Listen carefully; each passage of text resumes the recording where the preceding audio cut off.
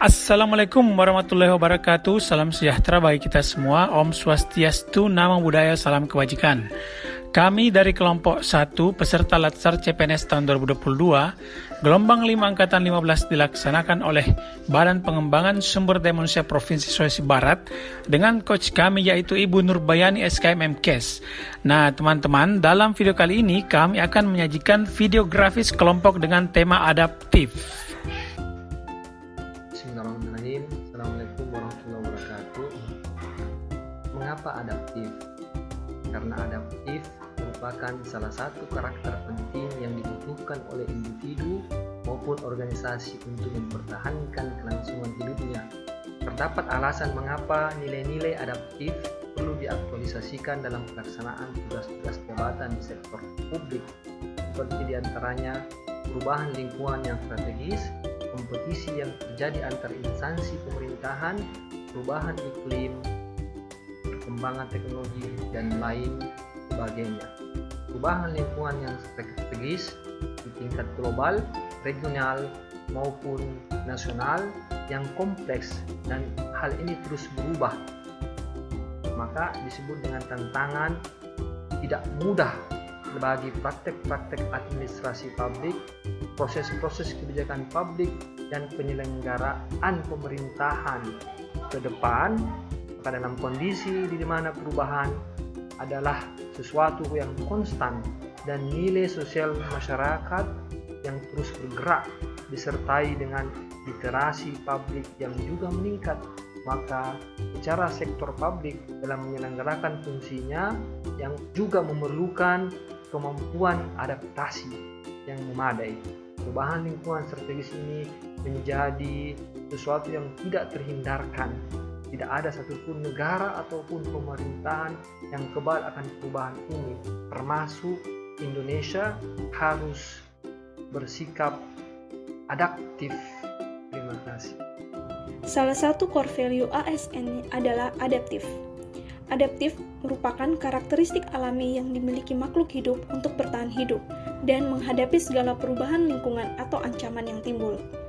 Adaptasi merupakan kemampuan mengubah diri sesuai dengan keadaan lingkungan, tetapi juga mengubah lingkungan sesuai dengan keadaan atau keinginan diri.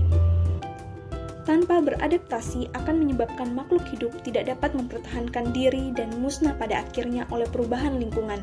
Sehingga kemampuan adaptif merupakan syarat penting bagi terjaminnya keberlangsungan kehidupan. Selanjutnya, saya akan membahas mengenai memahami adaptif. Adaptif sendiri adalah karakteristik alami yang dimiliki makhluk hidup untuk bertahan hidup dan menghadapi segala perubahan lingkungan atau ancaman yang timbul. Kreativitas dan inovasi. Pada umumnya, istilah kreativitas dan inovasi kerap diidentikan satu sama lain. Selain karena saling beririsan yang cukup besar, kedua istilah ini memang secara konteks boleh jadi mempunyai hubungan kasual sebab akibat. Sebuah inovasi yang baik biasanya dihasilkan dari sebuah kreativitas. Tanpa adanya kreativitas, inovasi akan sulit hadir dan diciptakan. Menginovasi sebuah barang atau proses akan memerlukan kemampuan kreatif untuk menciptakan inovasi. Dimensi-dimensi kreativitas. Yang pertama, fluensi atau kefasihan atau kelancaran, yaitu kemampuan untuk menghasilkan banyak ide atau gagasan baru karena kapasitas atau wawasan yang dimilikinya. Yang kedua, fleksibilitas, yaitu kemampuan untuk menghasilkan banyak kombinasi dari ide-ide yang berbeda. Dan yang ketiga, elaborasi, yaitu kemampuan untuk bekerja secara detail dengan kedalaman dan komprehensif. Yang terakhir, orisinalitas, yaitu adanya sifat keunikan, novelty, kebaruan dari ide atau gagasan yang dimunculkan. Selanjutnya, organisasi adaptif. 9 budaya adaptif menurut Management Advisory Service UK. Yang pertama, purpose, adalah organisasi beradaptasi karena memiliki tujuan yang hendak dicapai. Demikian pula dengan organisasi pemerintah yang mempunyai tujuan-tujuan penyelenggara fungsinya yang sudah ditetapkan oleh peraturan perundangan. Yang kedua adalah cultural values, yaitu organisasi pemerintah mengembang nilai-nilai budaya organisasional yang sesuai dengan karakteristik tugas dan fungsinya. Demikian pula dengan ASN sebagai individu yang mempunyai nilai-nilai yang tersemat dalam budaya kerjanya, sehingga dituntut untuk mengaplikasikannya agar dapat memberikan pelayanan yang maksimal dan berkualitas. Yang ketiga, vision. Visi menjelaskan apa yang hendak dituju yang tergambar dalam kerangka pikir dan diterjemahkan dalam kerangka yang digunakan dalam organisasi. Yang keempat, corporate values, artinya seperti halnya nilai budaya organisasi, maka nilai corporate juga menjadi fondasi penting dalam membangun budaya adaptif dalam organisasi. Dan yang kelima adalah corporate strategy atau visi dan values menjadi landasan untuk dibangunnya strategi yang lebih operasional untuk menjalankan tugas dan fungsinya organisasi secara terstruktur. Dan yang keenam adalah structure. Structure di sini menjadi penting dalam mendukung budaya adaptif yang dapat diterapkan di organisasi. Nah, yang ketujuh adalah problem solving, yaitu budaya adaptif ditujukan untuk menyelesaikan persoalan yang timbul dalam organisasi, bukan sekedar untuk mengadaptasi perusahaan. Dan yang kelima, partnership working, artinya yaitu partnership memiliki peran penguatan budaya adaptif, karena dengan partnership maka organisasi dapat belajar, bermitra, dan saling menguatkan dalam penerapan budaya adaptif. Dan yang terakhir adalah rules. Aturan main menjadi salah satu framework budaya adaptif yang penting dan tidak bisa dihindari sebagai bagian dari formalitas lingkungan internal maupun eksternal organisasi. Penerapan budaya adaptif yaitu yang pertama, organisasi yang memiliki tujuan yang jelas, terbangunnya suasana kepercayaan, terdapat perilaku yang menunjukkan perilaku tanggung jawab. Yang keempat, ASN yang bekerja ekstra dengan memberikan ide. Kelima, unsur pemimpin yang memberikan tantangan kepada ASN. Dan yang keenam, organisasi yang didorong menuju kesuksesan. Nah, terdapat ada 5 penerapan budaya adaptif, antara lain mengantisipasi dan beradaptasi, mendorong jiwa kewirausahaan, memanfaatkan peluang yang berubah-ubah, memperhatikan kepentingan yang diperlukan antara instansi, mitra, masyarakat, dan sebagainya. Dan yang terakhir terkait dengan kinerja instansi sendiri. Nah, terdapat karakter adaptif. Yang pertama adalah eksperimen orang yang beradaptasi. Yang kedua, melihat peluang di mana orang lain melihat kegagalan. Yang ketiga, memiliki sumber daya. Yang keempat, selalu berpikir ke depan. Dan yang kelima, tidak mudah mengeluh. Yang keenam, orang yang mudah beradaptasi, tidak menyalahkan. Yang ketujuh, tidak mencari popularitas. Yang kedelapan, memiliki rasa ingin tahu. Dan yang kesembilan, beradaptasi. Dan yang ke-10 memperhatikan sistem. Dan yang ke-11 membuka pikiran. Dan yang ke-12 adalah memahami apa yang sedang diperjuangkan. Demikian adalah poin-poin yang penting yang harus kita pahami dalam apa sih adaptif itu.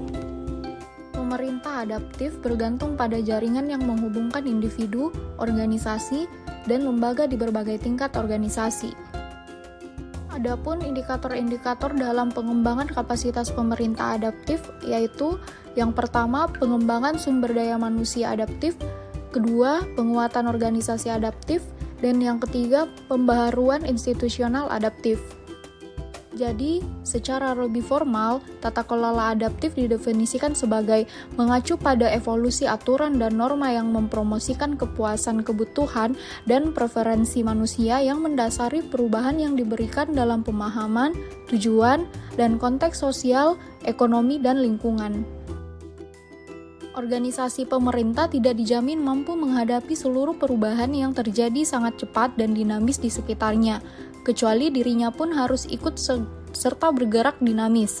Kata kunci yang digunakan adalah organisasi pemerintah adalah organisasi pemerintah yang selalu belajar atau learning organization, inovasi, dan perubahan itu sendiri. Terdapat 3 kemampuan kognitif proses pembelajaran fundamental untuk pemerintahan dinamis yang berpikir ke depan atau think ahead, berpikir lagi atau think again, dan berpikir lintas think across. Pertama, pemerintah harus berpikir ke depan untuk memahami bagaimana masa depan akan mempengaruhi negara dan menerapkan kebijakan untuk memungkinkan orang-orang mereka mengatasi potensi ancaman dan mengambil memanfaatkan peluang baru yang tersedia. Kedua, lingkungan turbulensi dan perubahan dapat membuat kebijakan masa lalu menjadi usang dan tidak efektif, bahkan jika mereka telah dipilih dengan cermat dan penuh pertimbangan. Jadi, perlu dipikirkan kembali kebijakan dan program yang ada untuk menilai apakah masih relevan dengan agenda nasional dan kebutuhan jangka panjang masyarakat. Ketiga, dalam ekonomi pengetahuan baru, Kelangsungan hidup membutuhkan pembelajaran dan inovasi yang konstan untuk menghadapi tantangan baru dan memanfaatkan peluang baru. Hal ini berarti bahwa pemerintah perlu berpikir lintas mengenai batas-batas negara dan domain tradisional dalam pencarian ide-ide dan praktik yang menarik-menarik yang dapat disesuaikan dan dikontekstualkan dengan lingkungan domestik mereka. Jadi ketika pemerintah mengembangkan kemampuan berpikir ke depan, berpikir lagi, dan berpikir lintas, dan menanamkan ini ke dalam jalan, kebijakan, orang, dan proses lembaga sektor publik, mereka menciptakan pembelajaran dan inovasi dalam tata kelola yang memfasilitasi dinamisme dan perubahan di dunia yang tidak pasti.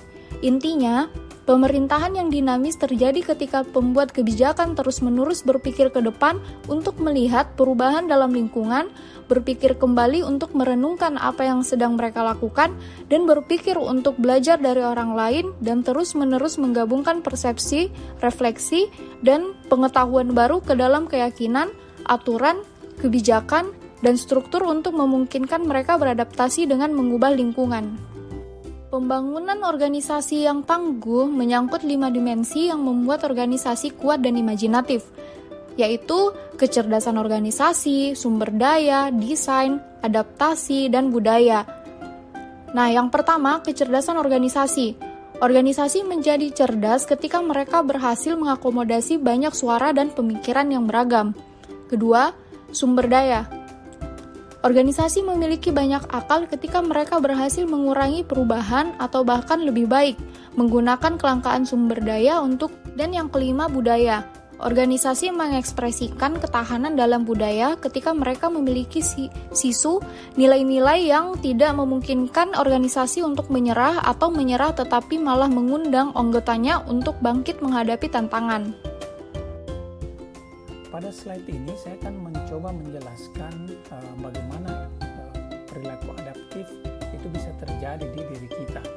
Ada 3 hal di sini. Yang pertama yaitu cepat menyesuaikan diri menghadapi perubahan. Nah, ketika kita lambat dalam melakukan penyesuaian, maka kita bisa tergerus oleh perubahan-perubahan yang terjadi. Oleh karena itu kita harus bergerak secara cepat untuk bisa menyesuaikan dengan dinamika atau perubahan yang terjadi di sekeliling kita. Kemudian yang kedua adalah terus berinovasi dan juga mengembangkan kreativitas. Kata kunci di sini adalah inovasi. Bagaimana kita bisa menciptakan sesuatu yang bisa mendukung kemampuan kita di dalam beradaptasi.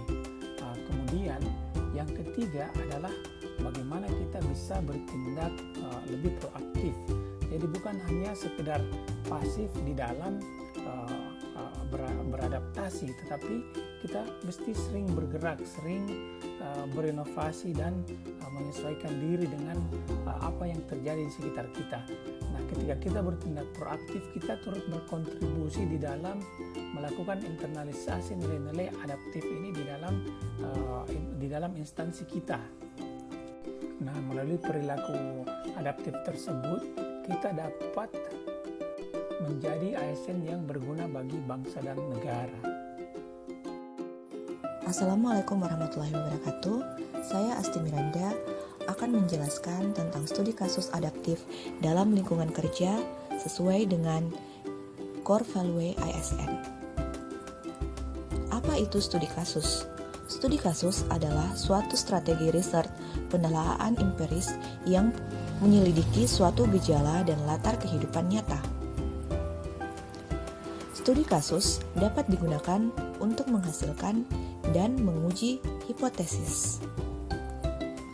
Berikut ini adalah contoh studi kasus adaptif dalam lingkungan kerja.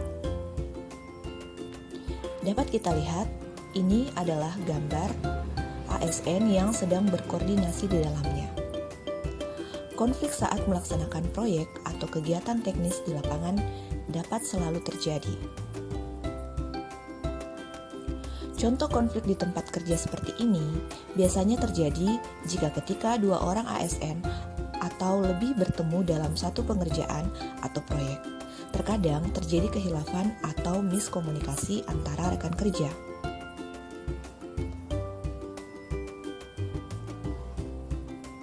Lalu, apa solusi studi kasus adaptif dalam lingkungan kerja?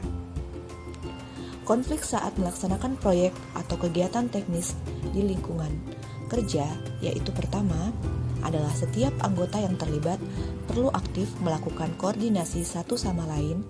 Jadi, setiap anggota bisa berkontribusi dan dapat menyelesaikan tanggung jawabnya. Yang kedua, mengajukan kepada pimpinan atau mendelegasikan tugas secara rinci pada masing-masing anggota. Jika semua anggota yang terlibat levelnya setara, cari tahu siapa yang diberi mandat sebagai koordinator. Kalau belum ada, kamu mungkin bisa berinisiatif untuk menghimpun orang-orang yang terlibat atau bisa disebut dengan proaktif. Kemudian contoh kasus kedua, dalam lingkungan kerja, konflik gaya kepemimpinan. Setiap orang memiliki gaya kepemimpinan yang berbeda. Secara faktual pun boleh dikatakan bahwa tidak ada rumus atau cara pasti untuk memimpin. Di kantor mungkin kamu akan menemukan beberapa pimpinan yang memiliki karisma tinggi dan tegas. Namun ada pula sejumlah pemimpin yang cenderung santai, hangat, dan ramah. Konflik dapat terjadi ketika bawahan merasa tidak cocok dengan gaya kepemimpinan seorang leader yang bertentangan dengan karakter dan interest mereka. Selain itu, konflik juga bisa disebabkan oleh pimpinan yang lain. Misalnya, pimpinan A melempar kritikan pada pimpinan B karena tidak menggunakan cara yang sama dengannya. Lalu, apa solusi dari kasus adaptif dalam lingkungan kerja? Solusi dalam konflik gaya kepemimpinan, pertama, membekali diri bahwa setiap orang itu berbeda. Sebagai bawahan, kita memang harus lebih hormat dan loyal kepada atasan, tapi tidak memberi sekat, karena kita sama dalam menjalankan tupoksi masing-masing. Hanya perbedaan pangkat dan jabatan. Ini adalah sudut pandang bawahan ASN. Kemudian sudut pandang pimpinan, yaitu pimpinan juga sangat baik jika dapat menyesuaikan dengan cara komunikasi orang-orang yang berkontak langsung dengannya di kantor. Kita sudah terhubung, maka konflik yang ada punya potensi untuk mereda. Dan yang terakhir, contoh kasus adaptif dalam lingkungan kerja, konfliknya adalah kurangnya keinginan untuk berkembang atau upgrade ilmu. Apa solusinya? Solusi untuk kurangnya keinginan untuk berkembang atau upgrade ilmu adalah kesadaran dalam diri sendiri untuk berkembang lebih baik dalam melaksanakan tugas dan tanggung jawab, serta ikut aktif dalam pelatihan atau diklat.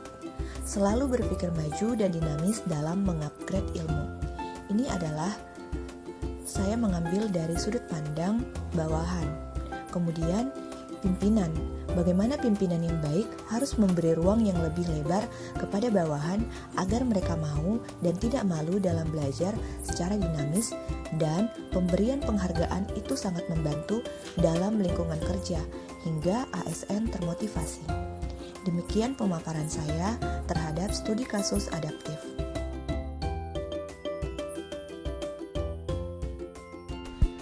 Baiklah teman-teman semua, itulah tadi video grafis mengenai adaptif yang dipersembahkan oleh kelompok kami, yaitu kelompok 1 pada Latsar CPNS tahun 2022 gelombang 5 angkatan 15 ini. Semoga bisa berguna buat kita semua. Terima kasih sudah menonton. Wassalamualaikum warahmatullahi wabarakatuh.